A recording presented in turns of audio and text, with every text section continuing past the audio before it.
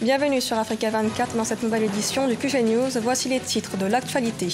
Au Cameroun, à l'approche de l'élection présidentielle le 7 octobre, le numérique s'invite dans la campagne électorale, un moyen pour les candidats de sécuriser les votes. Au Bénin, report de l'audience de l'homme d'affaires Sébastien Ajavon. Il sera jugé le 18 octobre pour trafic de drogue, une affaire survenue en 2016 pour laquelle il avait été relaxé. Au Zimbabwe, la croissance économique dépasse les prévisions annoncées, avec un taux de 6,3% contre 4,8% initialement prévu. Cependant, le pays doit faire face à un taux de chômage élevé et une inflation de la monnaie nationale. Au Cameroun, à 2 jours du scrutin présidentiel, le numérique est au cœur de la stratégie des candidats en lice. Les réseaux sociaux comme Facebook ou encore les applications mobiles sont autant de moyens pour sécuriser les votes. On fait le point avec Marie-Colette Babassa-Gana. Facebook Live sera l'une des méthodes de sécurisation mises en place par le Social Democratic Front pour sécuriser ses voix lors du scrutin du 7 octobre prochain. Le parti du candidat Joshua aussi entend par cette application contrôler le nombre des inscrits dans les 25 001 bureaux de vote que compte le Cameroun. Par ailleurs, le SDF compte également déployer au moins 2 observateurs dans chaque bureau de vote et appelle cependant ELECAM, l'organe en charge d'organiser les élections, de mettre en application l'article 97 qui stipule l'affichage des listes de vote avant 8 jours du scrutin. Le parti du candidat Cabral Libi, quant à lui, a mis sur pied l'application mobile Electra. Selon Aristide Ekor, secrétaire général d'Univers, Electra consiste à surveiller en temps réel les votes via les téléphones et ordinateurs, mais aussi à contrôler les procès-verbaux qui sont acheminés instantanément après la fin des votes. Des scrutateurs seront également déployés sur l'ensemble du territoire national pour le mouvement Now du candidat Akerimuna. Un appel a par ailleurs été lancé à chaque électeur, celui de la présence de chaque votant au sein du bureau de vote, afin de garantir la sincérité du vote et de la transparence du processus électoral. Voter, sécuriser et défendre, voilà en gros la stratégie que compte mettre sur pied le mouvement pour la reconnaissance du candidat Maurice Kamto.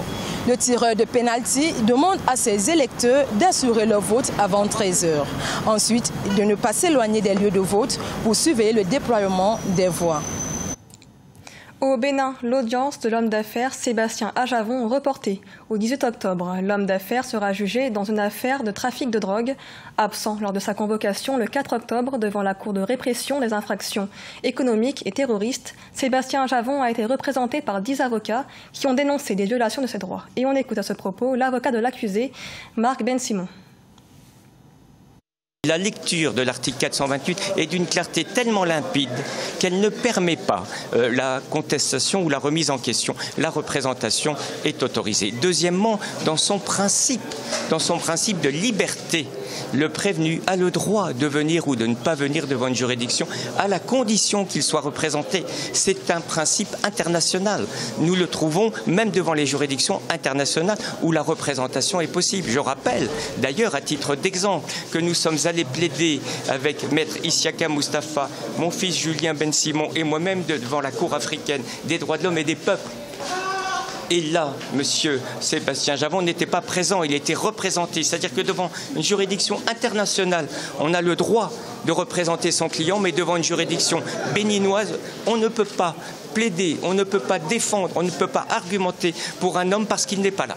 Voilà ce que je constate aujourd'hui. Et dans l'actualité également, le Tchad mise sur le secteur privé pour amorcer une nouvelle ère économique. Ce 3 octobre, les opérateurs économiques étaient réunis lors de la semaine consacrée à la relance économique au palais du 15 janvier à N'Djamena.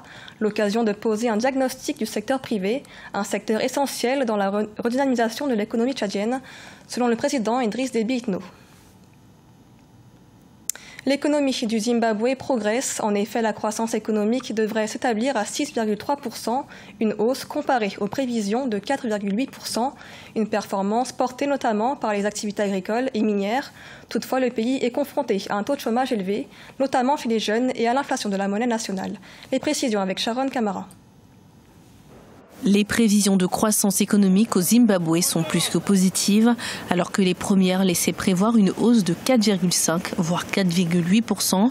L'économie devrait finalement enregistrer une augmentation allant jusqu'à 6,3% durant cette année 2018, une croissance notamment portée par les activités agricoles et minières du Zimbabwe.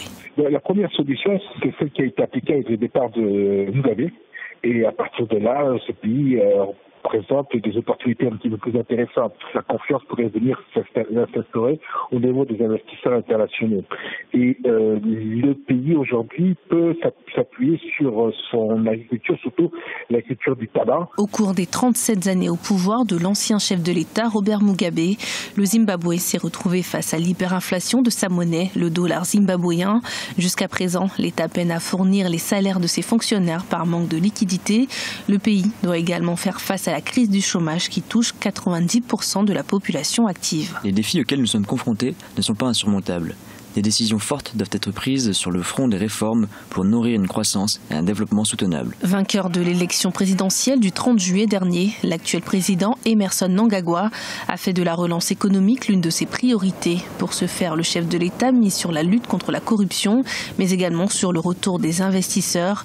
Le président a également annoncé que le Zimbabwe négocie avec la Banque africaine de développement l'annulation de 2,5 milliards de dollars de dettes. Le Mali, premier bénéficiaire d'un programme de financement en faveur de l'éducation, une somme de 31 millions de dollars sera accordée au Mali sur les 100 millions consacrés aux pays à faible revenu. Objectif, diversifier les sources de financement de l'éducation. Mathilda Diaby. Le Mali bénéficiera bientôt de 31 millions de dollars en faveur de l'éducation, devenant ainsi le premier État à adhérer au programme de financement signé par la Fondation mondiale Education All Above et la Banque islamique de développement. Vendredi 28 septembre 2018, les deux institutions ont débloqué un fonds de 100 millions de dollars pour permettre aux pays à faible revenu de financer des initiatives éducatives. Cela va permettre alors à l'État malien d'avoir des appuis et des relais internationaux en matière de financement du secteur éducatif. De nombreux pays, dont le Mali, sont aujourd'hui dans l'incapacité d'accéder au financement sur le marché mondial de crédit et donc d'investir suffisamment dans l'éducation. Le Mali, depuis 2000, a enregistré une dimension du nombre d'enfants non scolarisés en âge de fréquenter l'école primaire, mais des progrès restent encore à faire. Nous avons constaté quasiment près de 750 écoles qui ont été fermées dans le nord et dans le centre du Mali. Et aujourd'hui, plus de 2 millions d'enfants maliens dans le nord et dans le centre aujourd'hui ne sont pas scolarisés. Donc, ce financement de la Banque islamique de développement est un financement qui vient pour booster notamment le fonds d'investissement qui est consacré notamment à la réforme du secteur éducatif malien. Financer le secteur de l'éducation traduit une volonté de contribuer à sortir les populations de la précarité.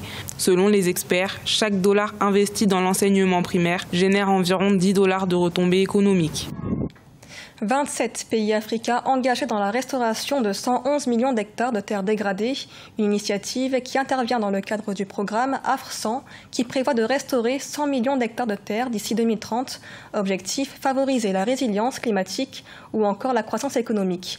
12 partenaires ont engagé un montant de plus de 1,5 milliard de dollars. Ce journal a été réalisé par l'ensemble de la rédaction. Merci de l'avoir suivi. Dans un instant, retrouvez une nouvelle édition de l'information sur Africa 24.